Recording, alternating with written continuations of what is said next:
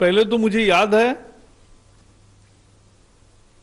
शक्कर राशन पर सस्ती मिले इसलिए किसान के शक्कर पर भी लेवी होती थी। अभी भी कुछ कानून के प्रोविजंस ऐसे हैं कि जब कीमतें बढ़ती है तो तुरंत बंधन आते हैं खेती किसान पर, निर्यात बंद होती है, भंडारण पर निर्बंध आते हैं। ये इसेंशियल कमोडिटीज एक्ट की लटकती तलवार ने निवेश को रोका, ना स्टोरेज बढ़ा, ना निर्यात बढ़ी, ना प्रक्रिया उद्योग बढ़े, ना निवेश आया। आज इस लटकते तलवार को खत्म किया है और इसका परिणाम होगा कि किसान को अच्छी कीमत मिलेगी। अनाज, तेल, तिलहन, दाल, प्याज, आलू ऐसी वस्तुएं इसेंशियल कमोडिटीज एक्ट से बाहर कर दिए गए हैं। अब किसान को तय प्लान के अनुसार वो निर्यात कर सकता है, भंडारण कर सकता है, ये सब सहूलतें उसको मिलेगी। और केवल जब बहुत ही विशेष आपदा होगी, कोई प्राकृतिक आपदा आई या अत्यधिक महंगाई हो गई या कोई युद्ध हो गया, इस तरह का कोई कारण है बड़ा, तो ही ये बंधन फिर लग सकते, नहीं तो लगाने की जरूरत नहीं है। और इसलिए किसानों की ये मांग 50 साल से थी, जो आज तक पूरी नहीं हुई थी, आज ये पूरी हुई है। निश्चित किसान इसका स्वागत कर रहे हैं। बाकी दो निर्णय है जिसकी जानकारी तोमर जी देंगे, मैं केवल एक शब्द में उसका उल्लेख करूंगा। एग्रीकल्चर बंधन से किसान मुक्त हुआ है। किसान कहीं भी उत्पादन बेच सकेगा, ज्यादा दाम देने वाले को बेचने की आजादी मिली है किसान को, और एक वन नेशन वन मार्केट की दिशा में हम आगे बढ़ रहे हैं, जिसकी जानकारी बहुत अच्छा कानून आज अध्यादेश की चर्चा हुई है। वो अध्यादेश के बारे में अधिक जानकारी जो हम कानून बनाने जा रहे हैं उसकी जानकारी तोमर जी देंगे। एक तीसरा महत्वपूर्ण निर्णय हुआ, ज्यादा कीमतों के गारंटी पर कृषि उपज समझौते से बेचने की किसान को अनुमति मिली है। यानी कोई निर्यातक है, कोई प्रोसेसर है, कोई दूसरे पदार्थों का उत्पादक है, तो उसको कृषि उपज दोनों के आपसी समझौता जो होगा उसके तहत बेचने की सुविधा आज मिली है, जिससे सप्लाई चेन खड़ी होगी। भारत में पहली दफा ऐसा कदम उठाया गया है और उसके सारे महत्वपूर्ण पहलू तोमर जी बताएंगे। चौथा एक निर्णय हुआ है, it's important for commerce and industries. We know the world situation, industries are thinking to diversify their investments in different localities. So, to ensure that the investment enhance in India, an empowered group of secretaries has been formed. And simultaneously in every ministry, there will be project development cell. This will make India more investor friendly destination and will also handhold the new industries. It will give fillip to domestic industries. It will bring synergies between ministries and departments, among center and state governments, in policy matters. It will give boost to the economy and open up immense direct and indirect employment opportunities.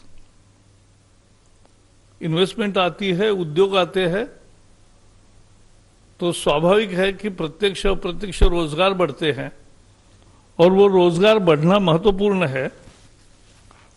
जो project development cell हर मंत्रालय में होगा, वो जो projects उनके मंत्रालय के दायरे के अंदर आएंगे उनका हैंड होल्डिंग करेंगे, उनको जमीन ठीक तरीके से मिले, जल्दी मिले, हर एक कल कारखाने के एस्टेब्लिशमेंट के समय कोई दिक्कतें आती है, वो दिक्कतें तुरंत दूर हो, ये सारी व्यवस्था प्रोजेक्ट डेवलपमेंट सेल करेगा. पांचवा एक महत्वपूर्ण निर्णय था. 11 जनवरी को श्यामा प्रसाद मुखर्जी, जो भारत के पहले मंत्रिमंडल में भी मंत्री थे और जिनका कश्मीर में बलिदान हुआ,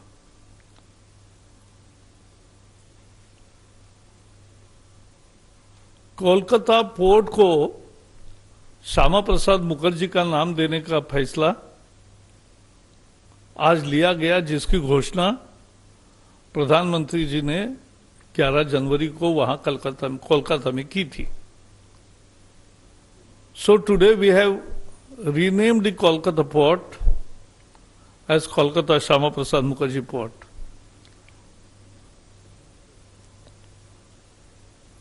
एक छठे निर्णय के अनुसार फार्माकोपिया कमीशन की स्थापना का निर्णय हुआ है. Pharmacopoeia commission for homeopathy and Indian medicine है. आयुष मंत्रालय के 2 लैब्स है गाजियाबाद में. ये 2 लैब्स का भी इसके साथ मर्जर हो रहा है और इससे this will ensure optimum utilisation of infrastructure, financial resources, human resources, and it will ensure standardization of Indian and other drugs.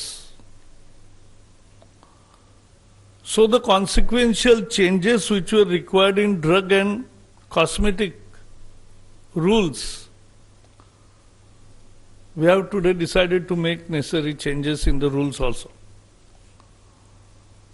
तो आज की बैठक में किसानों के लिए 3 बड़े निर्णय हुए और उसके साथ साथ इन्वेस्टमेंट देश में आए, इसके लिए भी निर्णय हुआ. और कोलकाता एयरपोर्ट का नाम और उसके साथ साथ फार्माकोपिया कमीशन, ये भी 2 महत्वपूर्ण निर्णय हुए. तो इसमें आत्मनिर्भर पैकेज की भी जो घोषणाओं को आकार देने का काम किया है और कुछ उसके बाहर के भी है. अंत में इतना ही कहूंगा कि मोदी सरकार ने किसानों का हमेशा पक्ष लिया है. चाहे वो पीएम किसान हो 6,000 रुपए भेजने वाला, या नीम कोटेड खाद हो, या सॉइल हेल्थ कार्ड हो, या ज्यादा क्रेडिट हो, या किसानों के लिए अनेक सुविधाएं तैयार की है. तो इसलिए ये किसान हितैषी सरकार है. मैं अब तोमर जी को दरख्वास्त करूंगा कि जो 2 महत्वपूर्ण उनके विभाग के निर्णय हुए हैं उसकी वो जानकारी देंगे।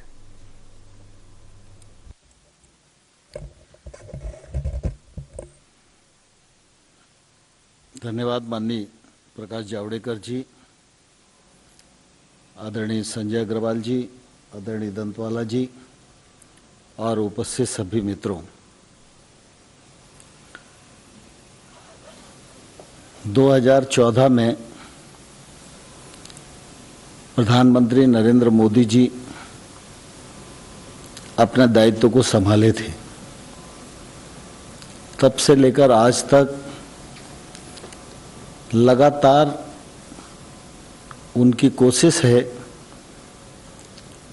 कि मंत्रिपरिषद के निर्णय के केंद्र में गांव, गरीब और किसान रहे। गरीब की ताकत बढ़े, किसान की ताकत बढ़े, खेती मुनाफे में आए, किसान की समृद्धता हो, गांव में संपन्नता हो, जिससे कि देश हमारा आगे बढ़ सकने में सक्षम हो।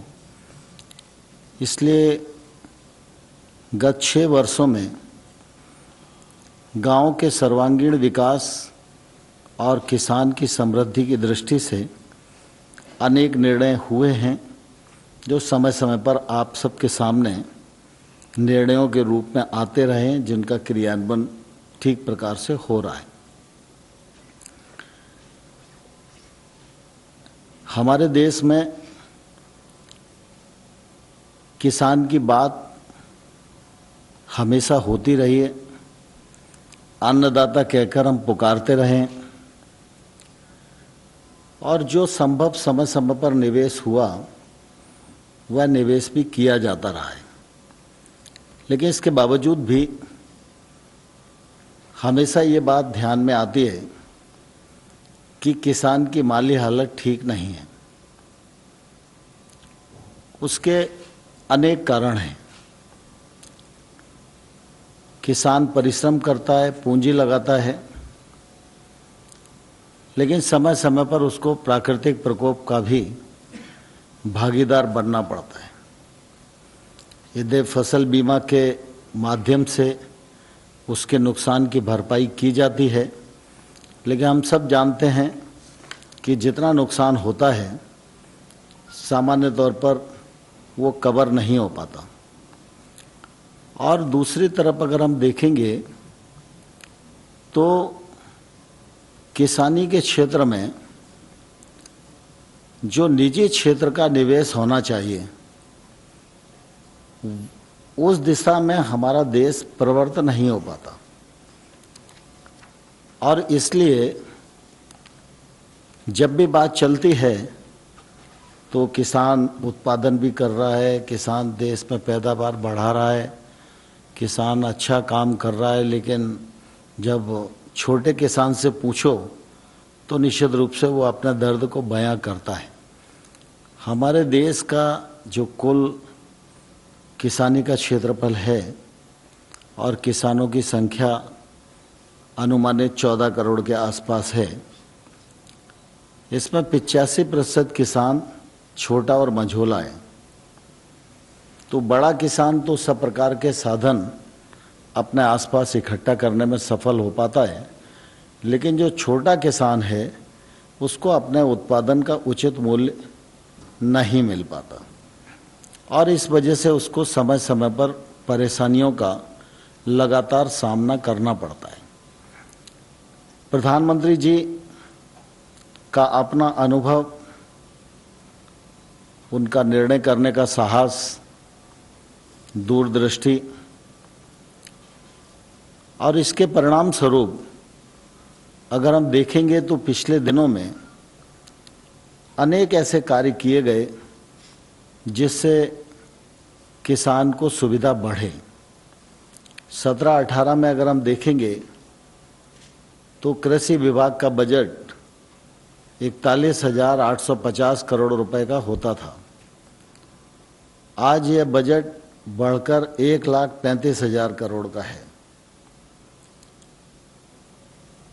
इतिहास इस बात का साक्षी है कि पीएम किसान सम्मान निधि योजना के माध्यम से एक मुश्त 75,000 करोड़ रुपए का बजटीय प्रावधान करके अभी तक 9 करोड़ 54 लाख किसानों को लगभग 71,000 करोड़ रुपया उनकी जेब में डालने का काम हुआ, तो नरेंद्र मोदी जी के नेतृत्व में ही हुआ।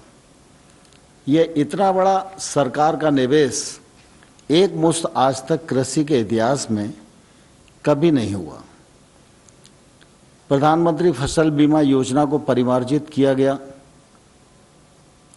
गत 2 वर्षों में 13,000 करोड़ किसानों का प्रीमियम जमा हुआ, लेकिन उनके नुकसान की जो भरपाई है वो 64,000 करोड़ रुपया बीमा कंपनियों के माध्यम से की गई। जैविक खेती को बढ़ावा देने का सवाल हो या खेती को टेक्नोलॉजी से जोड़ने का सवाल हो, सूक्ष्म सिंचाई का सवाल हो, इन सब के लिए लगातार योजनाएं बनाई गई, उसमें फंडिंग बढ़ाई गई। टेक्नोलॉजी की जो मदद दी जानी चाहिए उसको देने का प्रयास किया जा रहा है और इन सब का लक्ष्य है कि 2022 तक किसान की आमदनी दोगुनी होना चाहिए, किसान को सामाजिक सुरक्षा मिले। इसके लिए किसान मानधन योजना लागू की गई। अभी केसीसी योजना के अंतर्गत किसान क्रेडिट कार्ड लगभग 6.5 करोड़ लोगों पर हैं। 2.5-3 करोड़ की संख्या भी ऐसी है जिनको किसान क्रेडिट कार्ड दिया जाना है।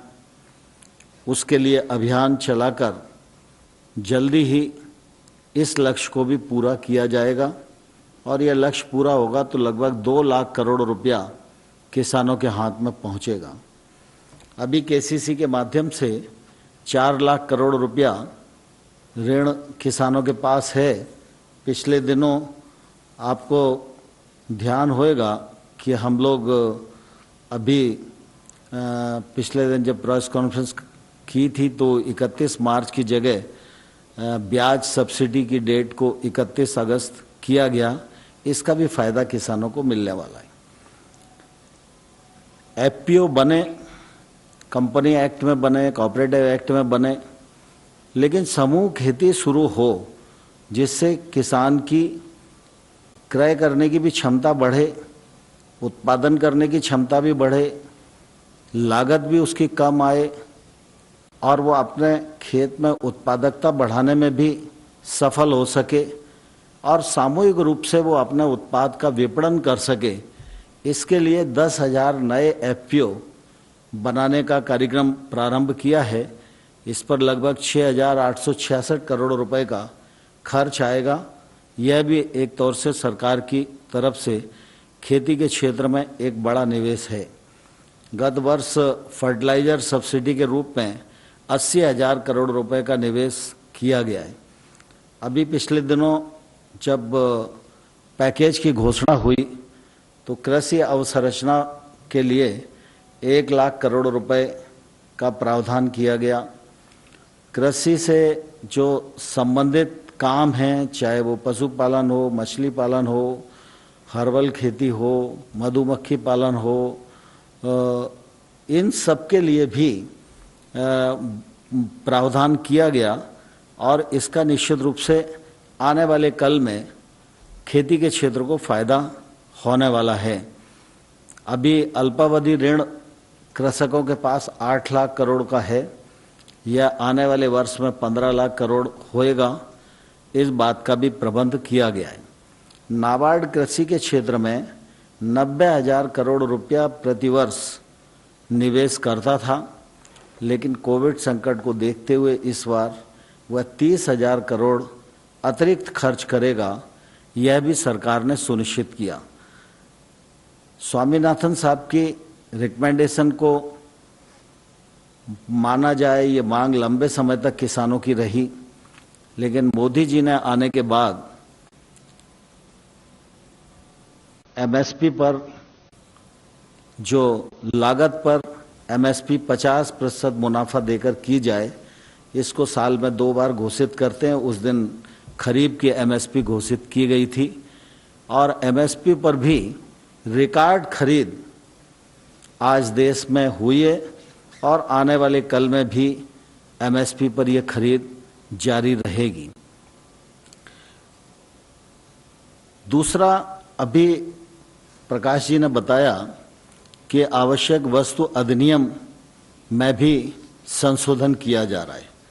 यह भी निश्चित रूप से कृषि उत्पाद के क्षेत्र में एक बड़ा और क्रांतिकारी कदम है।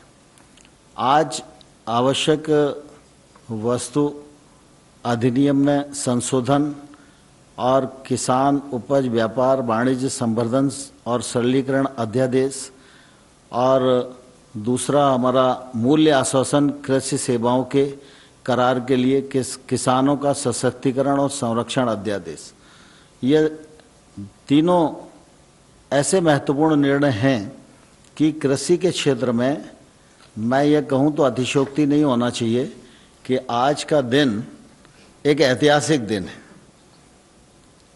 जब इस बात की घोषणा हुई थी तो कई जानकार लोगों ने अपने विचार व्यक्त किए थे, तो उसमें कुछ लोगों ने यह भी कहा था कि देश तो 1947 में आज़ाद हुआ, लेकिन किसानों को आज़ादी अब इस अध्यादेश के माध्यम से मिलने जा रही है।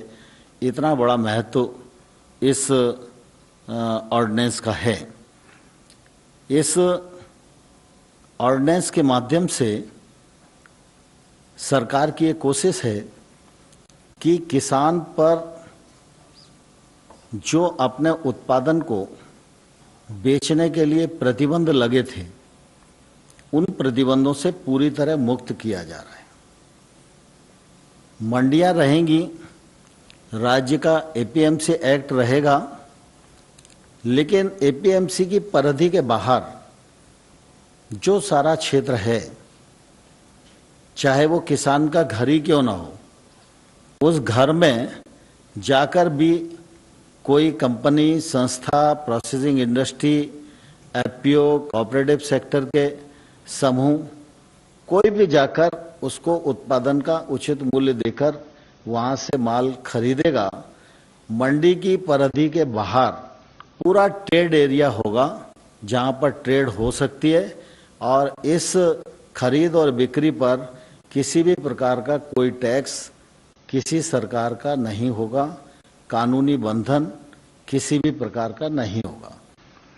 इससे निश्चित रूप से किसानों को एक तो अपने उत्पादन को कहाँ बेचना, किसे बेचना, किस दाम पर बेचना, इसकी स्वतंत्रता और आज़ादी मिलेगी।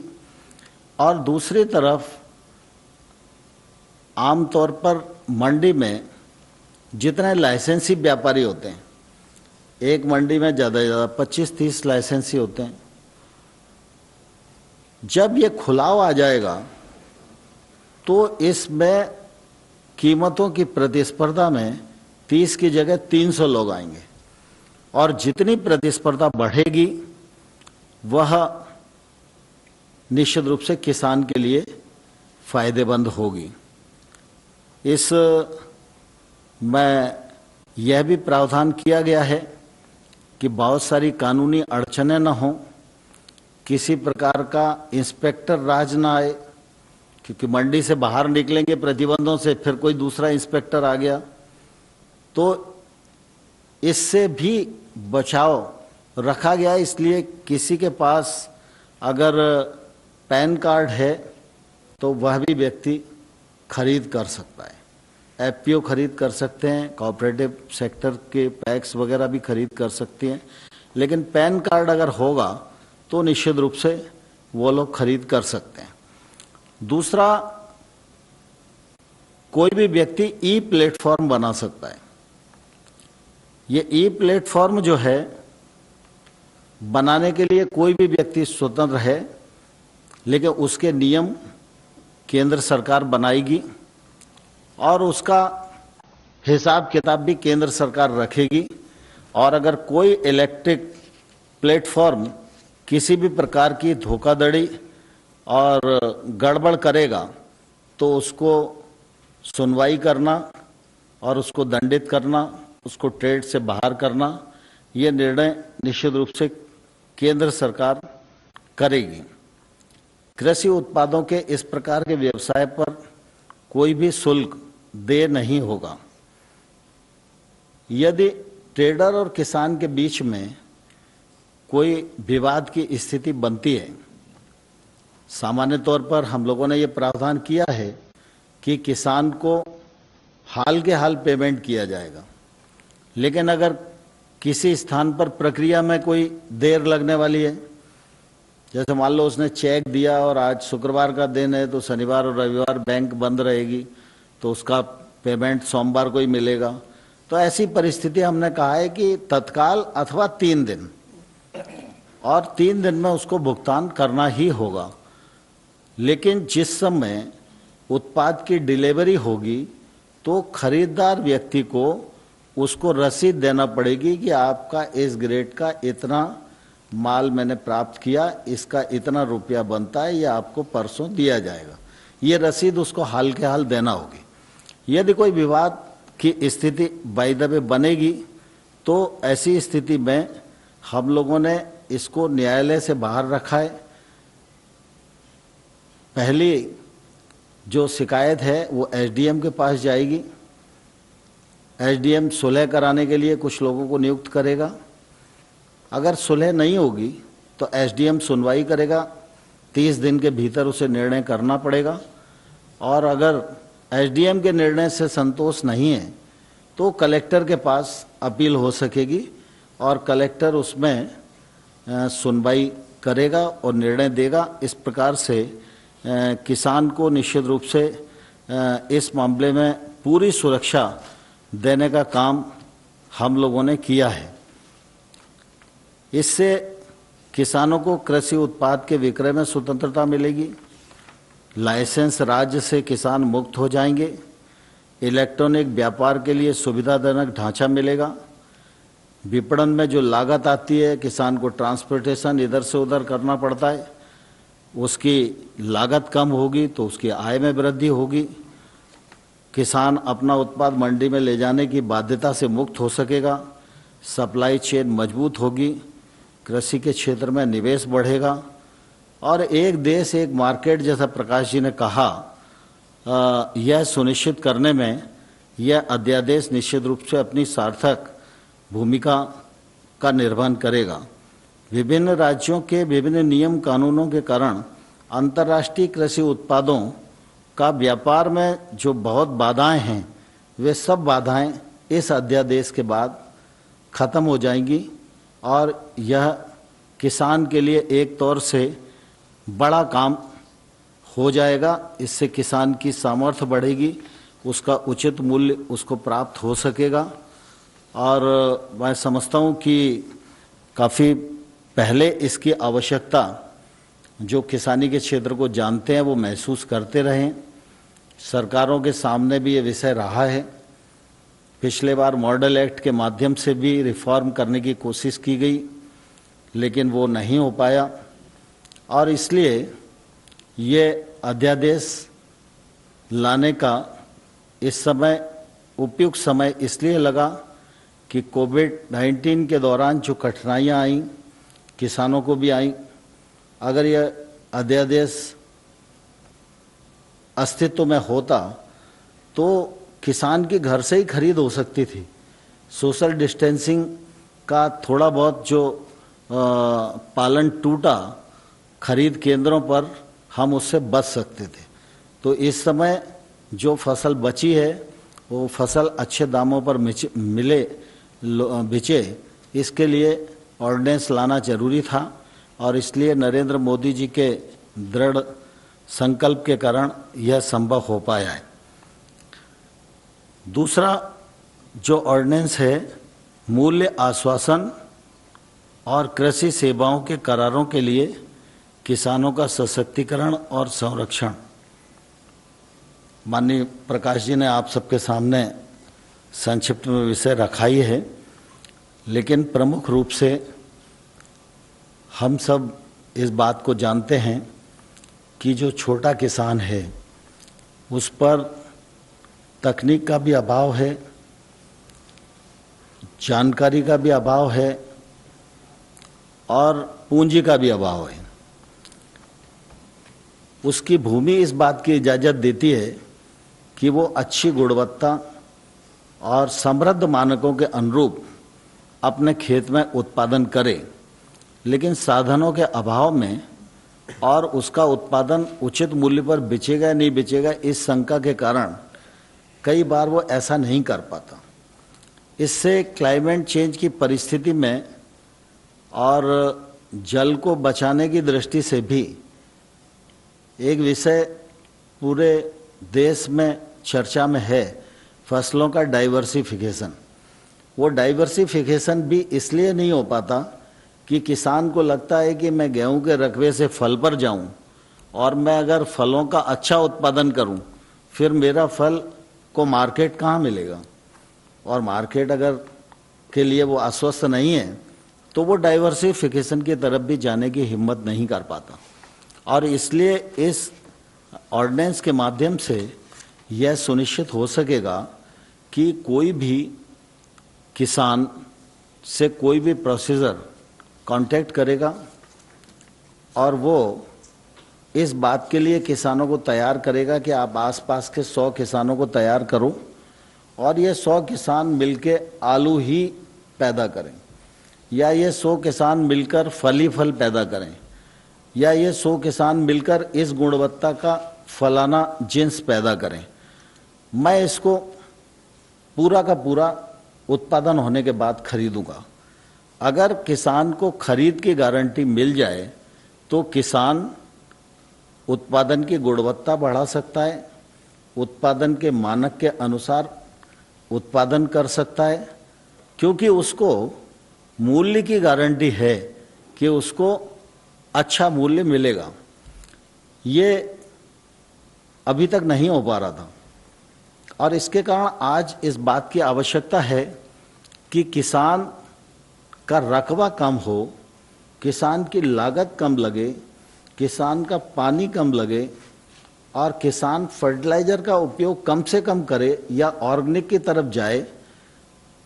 यह समय की आवश्यकता है और कम रकबे में और कम लागत में ऐसी फसल पैदा करे जिससे कि उसको उत्पादन का अधिक मूल्य मिले, जिससे कि वो अपनी समृद्धता को बढ़ा सके। यह तभी होगा जब आने वाले कल में उसको अच्छा मूल्य मिलने की गारंटी होगी। यह ऑर्डिनेंस जो है इस बात की इजाज़त किसान को देता है और इस बात की इजाज़त व्यापारी को, कंपनी को, प्रोसेसर कंपनी को और एफपीओ इत्यादि सभी संगठनों को ये देता है। इसमें मुख्य रूप से हम लोगों ने जो प्रावधान किए हैं उन प्रावधानों में किसान की संरक्षा पूरी करने की कोशिश की है। इसमें जो अनुबंध होगा वो अनुबंध के जो मॉडल हैं वो हमारी एग्रीकल्चर मिनिस्ट्री भिन्न भिन्न भाषाओं में, जितनी भाषाएं देश में हैं 20-22, उन भाषाओं में बना के राज्यों को उपलब्ध कराएगी। और उसके प्रकार कई होंगे, जिन्सवार होंगे। कोई पोल्ट्री के लिए कर रहा है तो अलग एग्रीमेंट होगा, कोई गोट्री के लिए कर रहा है तो अलग एग्रीमेंट होगा, डेयरी उत्पाद के लिए कर रहा है तो अलग एग्रीमेंट होगा, फलों के लिए कर रहा है तो अलग एग्रीमेंट होगा। तो ये एग्रीमेंट बनाकर हम उनको उपलब्ध कराएंगे और इस एग्रीमेंट के अंतर्गत पैदा किए गए कृषि उत्पादों के खरीद बिक्री पर राज्य का कोई अधिनियम लागू नहीं होगा। इस पर भी कोई मंडी टैक्स, ये वो इंस्पेक्टर इधर से उधर कोई उसको छेड़ाछाड़ी नहीं करेगा। किसानों को गारंटी युक्त मूल्य मिलेगा जिसका निर्धारण एग्रीमेंट की शर्तों में किया जाएगा। जैसे उदाहरण के लिए एक किसान ने तय किया कि मैं केले का उत्पादक हूं और मैं आपको 10 रुपए किलो में केला दूंगा। अब दोनों लोगों का एग्रीमेंट हो गया, 10 रुपया मिनिमम प्राइस तय हो गया। तो 10 रुपया देने के लिए वो कंपनी वाला किसान को बाध्य रहेगा, कैसी भी परिस्थिति और कैसी भी प्रतिकूल परिस्थिति रहे। लेकिन ये मिनिमम कीमत होगी, लेकिन फसल जब आएगी तो हो सकता है उसका भाव ज़्यादा हो, और अगर ज़्यादा भाव होगा तो उस ज़्यादा भाव में भी किसान का हिस्सा होगा। अगर प्रतिकूलता होगी तो मिनिमम मूल्य की गारंटी होगी, और अधिक मूल्य बढ़ेगा तो उसका मैकेनिज्म हम तय करके देंगे, और उस बढ़े हुए मूल्य का भी एक भाग किसान को मिलेगा, जिससे कि निश्चित रूप से उसको अपने उत्पादन का पूरा मूल्य मिल सकेगा। इसमें एग्रीमेंट में किसी भी प्रकार से किसान की भूमि प्रभावित नहीं होगी। इस एग्रीमेंट में इस प्रकार का कोई प्रावधान नहीं किया जा सकता है कि वो उसकी भूमि पर लीज कर लिया या उस भूमि को लोन लेके गिरवी रख दिया, ऐसा कुछ भी नहीं होगा। इस एग्रीमेंट में यह भी सुनिश्चित किया जाएगा कि अगर किसान और इंडस्ट्री या किसान और अन्य संस्था, जिन दोनों के बीच में अनुबंध है, अगर उनमें कोई विवाद की स्थिति बनती भी है तो विवाद के लिए एसडीएम और आपका कलेक्टर दोनों कोर्ट रहेंगे, जिनमें वो अपने वाद को ले जा सकते हैं और वहां से निर्णय होगा। लेकिन किसान के विरुद्ध कोई भी निर्णय उसकी भूमि के विरुद्ध नहीं होगा। भला जैसे मान लो थोड़ी देर के लिए कलेक्टर ने निर्णय दे दिया कि भाई कि इस किसान को इतना पैसा ऐसे देना पड़ेगा, इसको घाटा हो गया, आपके एग्रीमेंट का उल्लंघन है, तो आप कहीं से भी दीजिए, नहीं दीजिए तो आप की जमीन है, इसको बेच के दे दीजिए या जमीन के बदले दे दीजिए, तो उसकी भूमि के विरुद्ध कोई भी अधिकारी निर्णय नहीं सुना सकेगा। और किसान से इंडस्ट्री वाला सिर्फ उतना ही वसूल कर सकेगा जितना उसने आदान किसान को दिया है। अगर उसने कोई एग्रीमेंट करते समय एडवांस दिया है तो वो उसे मिल सकेगा, अगर उसने कोई बीज दिया है तो उसे मिल सकेगा, कोई पेस्टिसाइड दिया है तो उसकी जो कीमत है उतना ही ले सकेगा, इससे ज़्यादा वो नहीं ले सकेगा। और किसान का इस दृष्टि से इसमें लाभ ही लाभ है, और किसान को पूरा संरक्षण देने का प्रयास इस ऑर्डिनेंस में दिया गया है। इससे खेती के क्षेत्र में निश्चित रूप से फसलों के विविधीकरण को बढ़ावा मिलेगा, क्योंकि किसान बुआई से पहले ही विपणन का समझौता कर चुका होगा, बिचौलियों का सफाया होगा, किसानों को उत्पाद का सही मूल्य मिलेगा, विपणन की लागत कम होगी, पारदर्शी तरीके से खाद्य प्रसंस्करणकर्ताओं, थोक और बड़े विक्रेताओं, निर्यातकों से किसान सीधा इससे जुड़ पाएगा, सप्लाई चेन मजबूत होगी, निजी निवेश आकर्षित होगा, हमारे यहाँ जो उत्पादन है उसकी गुणवत्ता बढ़ेगी, वैश्विक मानकों को अपनाने के लिए वो इस दिशा में प्रवृत्त हो सकेगा, और कृषक उच्च मूल्य वाले कृषि उत्पादों की तरफ आकर्षित होंगे, जिससे निश्चित रूप से उनकी आमदनी बढ़ेगी। कृषि क्षेत्र में जमीन की गुणवत्ता युक्त कृषि आदान, वेयर हाउसिंग, कटाई पश्चात मैनेजमेंट, प्रसंस्करण, इन सब चीज़ों में निवेश बढ़ेगा। और जो मैंने पहले बताया कि कृषि क्षेत्र के लिए जो बड़ा पैकेज अभी सरकार ने दिया है, वो सारा पैकेज इस पूरे कृषि क्षेत्र को आगे लाने में निश्चित रूप से बहुत ही कारगर और सार्थक सिद्ध होगा। मैं समझता हूँ कि ये तीनों ऑर्डिनेंस किसानी के क्षेत्र में, कृषि उत्पाद के क्षेत्र में और किसान को आज़ाद करने की दृष्टि से आने वाले कल में मील का पत्थर साबित होंगे, ऐसा मेरा आप सब लोगों के बीच में अपना वक्तव्य है। बहुत धन्यवाद देता हूँ, कोई विषय हो तो पूछ सकते हैं। धन्यवाद सर। एक पहले ऑनलाइन क्वेश्चन ले लेते सर, आपसे है सर। सागर पाटिल डेली पुडारी से है सर, उनका सवाल, आज हमारा कृषि का उत्पादों का निर्यात न्यूनतम है, क्या सरकार एग्री एक्सपोर्ट पॉलिसी जिसमें किसानों की भागीदारी होगी उसके बारे में विचार कर रही है? स्वाभाविक रूप से कृषि का उत्पादन बढ़े, उत्पादकता बढ़े, निर्यात बढ़े और हम वैश्विक मानकों के अनुसार अपने उत्पादन को उस प्रतिस्पर्धा में रख सकें, इस दृष्टि से ही इस समग्रता में इस पूरे अध्यादेश को लाया गया है। 59।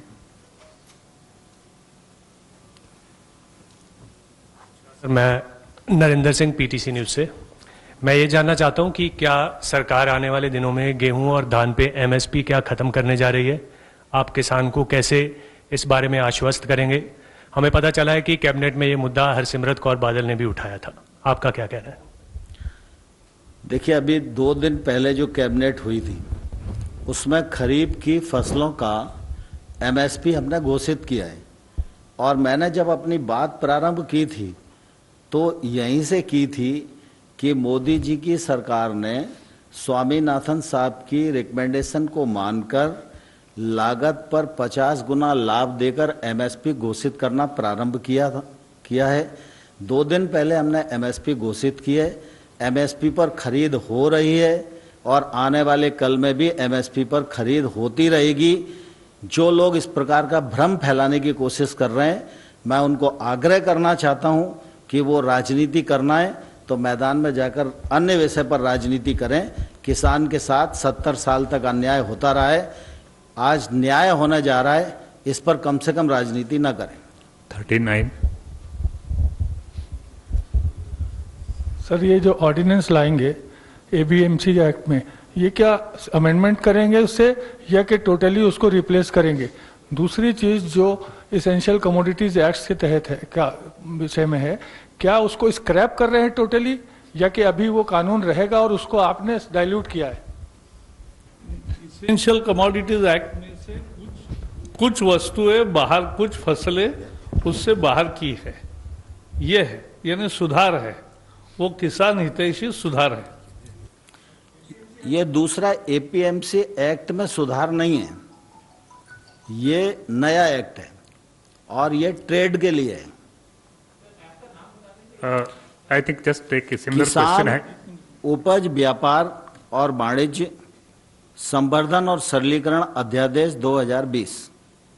सर, इसी से जुड़ा हुआ एक और ऑनलाइन क्वेश्चन है। एपीएमसी रिफॉर्म्स विल इंश्योर कि फार्मर्स के लिए रिम्यूनरेटिव प्राइसेस जो हैं वो एग्रीकल्चर प्रोड्यूस की मिले हैं उनको सर, लेकिन सिर्फ 10% ही फार्मर्स हैं जिनको की बेनिफिट मिलता है मिनिमम सपोर्ट प्राइस का, तो बाकी लोगों का क्या होगा इसी तरह? देखिए, मैंने पहले ही कहा कि हमारे देश में 85% छोटे किसान हैं और अब ये बात सिद्ध हो गई, क्योंकि पहले किसानों के बारे में ऐसे ऐसे संख्या झूलती रहती थी, कुछ सर्वे जो होते रहते थे उनके आधार पर ही लोग अपना बोलते रहते थे। अभी पीएम किसान योजना लागू हो गई और पीएम किसान योजना जब लागू की तो एक अनुमान सब तरफ से लगाया गया कि 14 साढ़े 14 करोड़ किसान हमारे देश में होंगे, और अभी तक एक पूरा साल हो गया, लगभग 72,000 करोड़ रुपया उस योजना के अंतर्गत किसानों पर पहली, दूसरी, तीसरी किस्त के रूप में पहुंचा है, लेकिन अभी 10.5 करोड़ लोग ही पंजीयक हो पाए। तो जितने किसान हैं उनका 85% छोटा किसान है। अब एक किसान अगर 10 क्विंटल गेहूं पैदा करता है तो अपने 10 क्विंटल गेहूं को 50 किलोमीटर ट्रॉली में डाल के ले जाए तो ट्रॉली का खर्चा कितना पड़ेगा? मैं समझता हूं कि उसको आने और जाने का ही इतना खर्चा हो जाएगा कि उससे तो बिना जाए वो वहीं बेच दे तो कम से कम ट्रांसपोर्टेशन के चार्ज से तो बच ही जाएगा। इसलिए ये जो छोटा किसान है, इस छोटे किसान तक व्यापारी भी पहुंचे, प्रोसेसर भी पहुंचे, टेक्नोलॉजी भी पहुंचे, पूंजी भी पहुंचे, इंफ्रास्ट्रक्चर भी पहुंचे, इन सब चीज़ों को ध्यान में रखते हुए और इसका जो उत्पादन है वो उसके घर या उसके करीब से किसी भी खेत से खरीदा जा सके, जिससे कि उसके ट्रांसपोर्टेशन चार्ज में कमी आए और उसकी लॉजिस्टिक जो खर्च है वो बच सके। इसलिए ये छोटे जो किसान हैं उनके लिए सबसे अधिक फायदेमंद होने वाला है। बड़े किसानों के लिए भी फायदेमंद होगा, लेकिन जो छोटा किसान है उसके लिए बहुत ही फायदेमंद होने वाला है। 31। सर दो सवाल है मेरा। पहला सवाल एपीएमसी एक्ट में जो आपने बदलाव किया है, आपने कहा कि मॉडल एक्ट पहले दिया गया था लेकिन नहीं चल पाया क्योंकि राज्यों को करना था, उनका कई जगह विरोध भी था। क्या इस बार आपने राज्यों को ऑन बोर्ड लिया है क्योंकि एक सेंट्रल कानून आप बना रहे हैं? खासकर जैसे बड़े राज्य हैं, पंजाब जैसे राज्य जहां इस तरह काफ़ी उत्पादन होता है, उन राज्यों का क्या रिस्पॉन्स रहा है? सभी राज्यों का मैं पूछ रहा हूं, खासकर बड़े राज्य, क्या वो तैयार हैं इसको लागू करने के लिए? क्या आपको लगता है कि एक सेंट्रल कानून राज्यों पर ऊपर से थोपा नहीं जाएगा? दूसरा एक सर जो एसेंशियल कमोडिटीज़ वाला है, जब भी कीमतें बढ़ी हैं, खासकर दाल और प्याज की हमने 2-3 साल में देखा है, इस कानून से स्टॉक होल्डिंग लगाकर दाम की कीमत रोकी गई है। क्या आपको लगता है कि जमाखोरी को बढ़ावा नहीं मिलेगा जो आप लोगों ने डाइल्यूट किया है उसको? किसान व्यापार करना चाहता है और किसान अच्छी कीमत पाने का अधिकारी है, और इसलिए हम ये निश्चित कहेंगे कि आज के सुधार है इसमें ग्राहकों का भी संरक्षण है, किसानों का भी संरक्षण है, और पूरे प्रोसेस का एक ऐसी व्यवस्था बना दी गई है कि आज तक जो एक तलवार लटक रही थी वो तलवार उससे हटाई गई है। इतना ही काम है। 79 you are On having these items which have been Prashant ji ने excluded. पूछा, उसके बारे में मैं आपको बताना चाहता हूं कि कुल मिला के जो एपीएमसी मॉडल एक्ट था वो अलग था। ये जो ऑर्डिनेंस है ये उससे बिल्कुल अलग है। यह ऑर्डिनेंस अंतर्राज्यीय व्यापार के मामले में केंद्र सरकार कोई कानून बना सकती है, यह अधिकार केंद्र सरकार को देता है। इससे किसानों का फायदा होगा, किसानों की बंदिशें खत्म होंगी, और किसानों को फायदे के लिए जब ये कानून लाया जा रहा है तो निश्चित रूप से इसमें किसी का कोई मतभिन्नता नहीं होगी। पंजाब, हरियाणा और बाकी उत्तर प्रदेश, मध्य प्रदेश, महाराष्ट्र बहुत बड़े उत्पादक राज्य हैं, और उन सब राज्यों के किसानों को निश्चित रूप से मैं बहुत प्रशंसा भी करना चाहता हूं, उनके सामने नमन भी करना चाहता हूं, और मैं उन सब को आश्वस्त करना चाहता हूं कि यह जो कानून है यह उनके जीवन में पूरी तरह बदल लाने वाला है।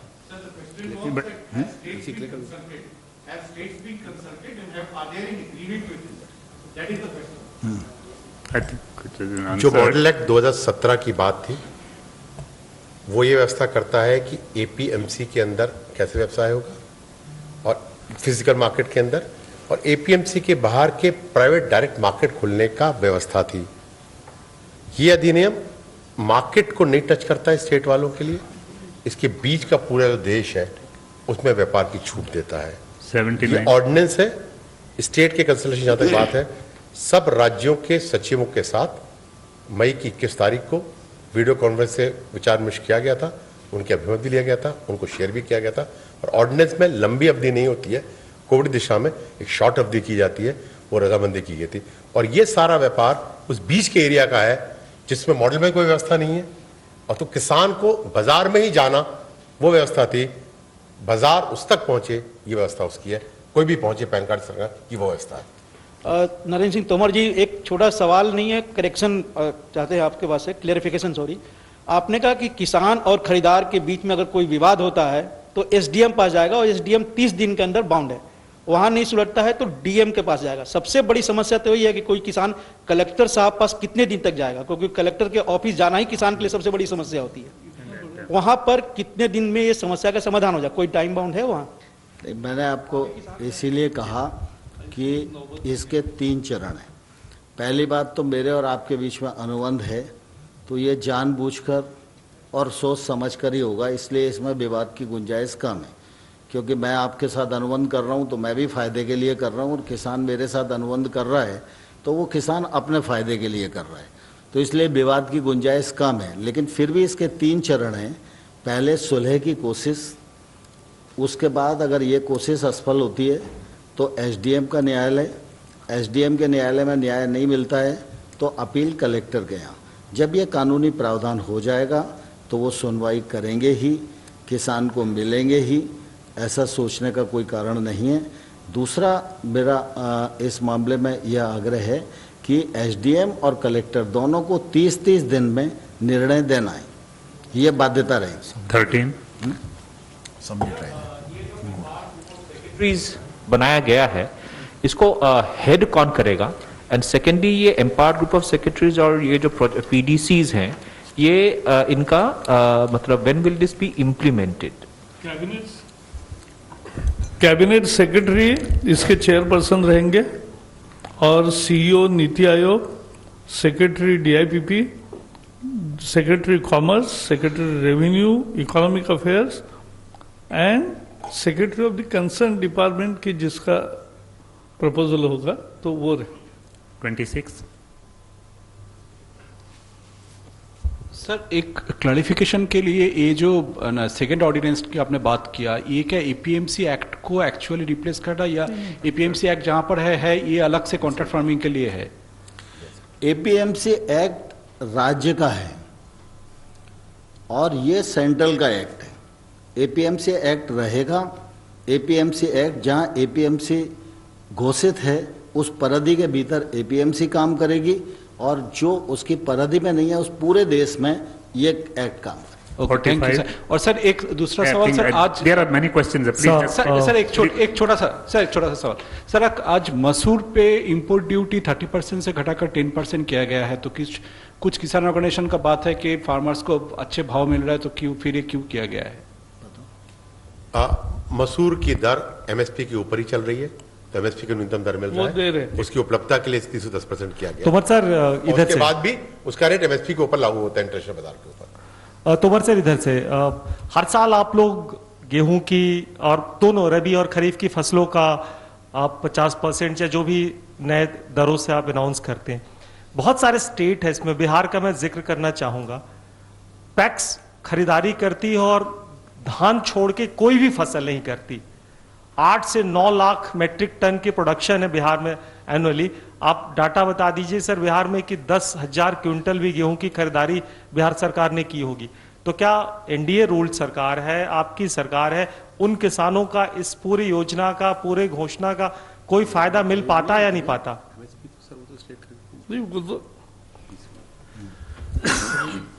हाँ, मेज की इतना प्रोडक्शन है सर। ऐसा है कि एमएसपी की खरीद जो है वो मिनिमम गारंटी देती है कि इतनी प्राइस मिलेगी ही। बाजार में उसके कम कीमत आती है तो राज्य सरकार को तुरंत, और हम मदद करते हैं उसमें। तो sir I think it's over now your question 16।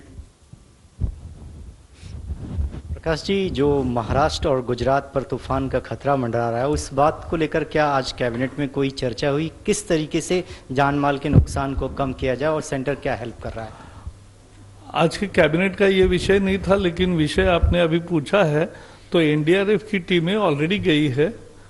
केंद्र सरकार ने पूरा रिव्यू दोनों राज्यों के साथ लिया है और मेरी उम्मीद है कि ज्यादा नुकसान नहीं होगा। 63।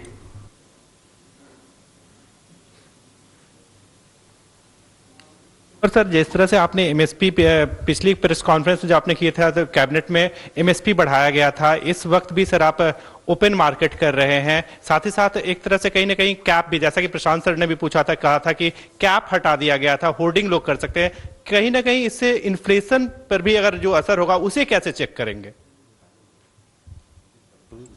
नहीं, इससे मुझे लगता है कोई फर्क नहीं आएगा। इससे किसान का भी फायदा होगा और किसान का खर्चा कम होगा, तो जो कंज्यूमर के पास जब आएगा तो निश्चित रूप से उसको भी चीजें सस्ती मिलेंगी। I think that's all last. Thank you very much friends, thank you sir, thank you very much.